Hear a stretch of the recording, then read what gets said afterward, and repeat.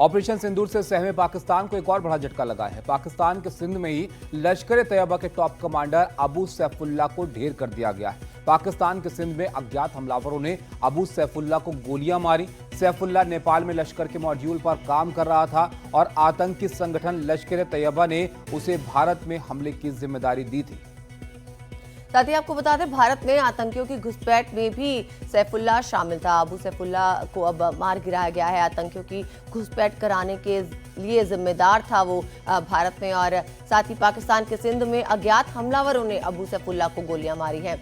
सैफुल्लाह नेपाल में लश्कर के मॉड्यूल पे अब काम कर रहा था और आतंकी संगठन लश्कर तैयबा ने उसे भारत में हमले की जिम्मेदारी दी थी। वो भारत में आतंकियों की घुसपैठ में भी शामिल था और अब इसकी मौत की खबर सामने आ रही है। इसे सिंध में मार गिराया गया है।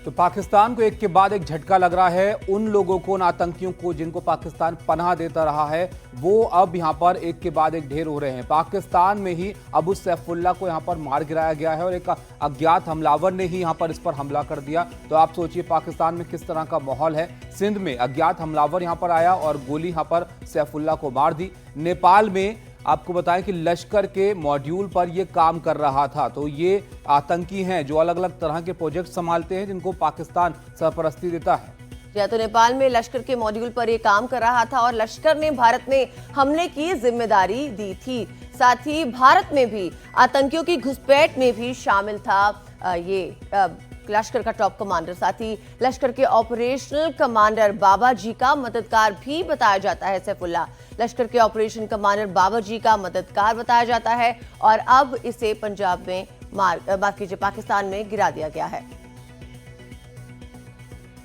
तो 3 हमलों में शामिल आतंकी सैफुल्लाह की जरा हिस्ट्री आपको बताते हैं। किस तरह इसने पिछली वक्त में हमले जो है वो किए हैं, किस तरह ये लिप्त रहा है आतंकी मामलों में। 2005 में बेंगलुरु में भारतीय विज्ञान संस्थान में हमला हुआ। 2006 में नागपुर में आरएसएस मुख्यालय पर हमला किया गया और 2008 में रामपुर में सीआरपीएफ के कैंप पर हमला किया गया। तो ये आप देखिए अलग अलग वक्त में इसने इस तरह की साजिशें रची हैं जिसमें आतंकियों को तैयार इसने किया है, इन हमलों को अंजाम दिया है।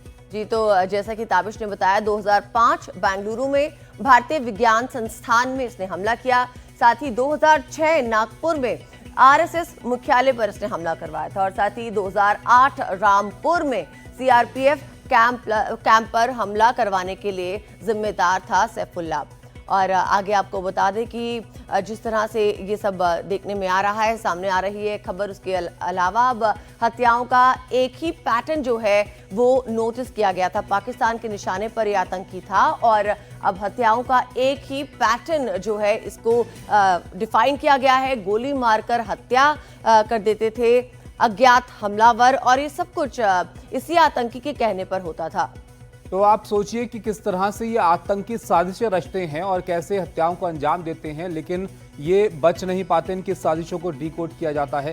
किस तरह की साजिशें होती थी आतंकी सैफुल्लाह से पहले भी कई हत्याएं जो है वो हुई हैं। अब तक 16 से ज्यादा आतंकी मार गिराए गए हैं और इसमें अब ये एक और नाम शामिल हुआ है। भारत में कई बड़े हमलों में ये शामिल रहे हैं आतंकी, और जिसमें से एक ये सैफुल्लाह का भी नाम है जिन्होंने साजिशें रची हैं भारत के खिलाफ। और इसमें अगर आप देखेंगे तो भारत में लगातार ये लोग माहौल खराब करने की आतंकी साजिशें रचते रहते हैं पाकिस्तान में, लेकिन अब ये आतंकी निशाने पर हैं। यहाँ पर आप देखिए मार्च 2025 में लश्कर आतंकी अबू कताल को जो है वो निशाना बनाया गया यहाँ पर। इसके अलावा आप देखेंगे फरवरी 2025 में लश्कर आतंकी काशिफ अली यहाँ पर ढेर हुआ। इसके अलावा मार्च 2025 में आईएसआई का अंडर कवर एजेंट मुफ्ती शाह मीर यहाँ पर जो है वो निशाने पर रहा। और इसके बाद आप देखेंगे तो नवंबर 2023 मसूद अजहर का करीबी रहीम उल्लाह जो यहाँ पर निशाने पर आया है।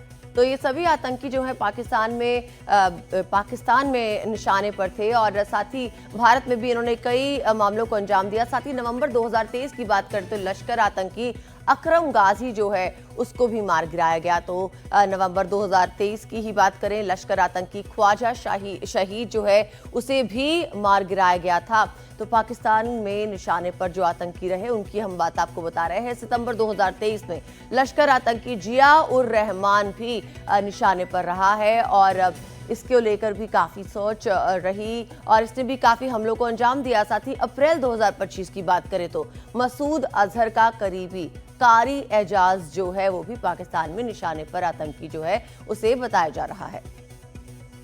तो एक के बाद एक ये आतंकी जो इनके ठिकाने हैं वहां पर ही सेफ नहीं है। अब आप समझिए कैसा माहौल पाकिस्तान में तैयार हो रहा है और आतंकियों की जो पनाहगाह रहा है।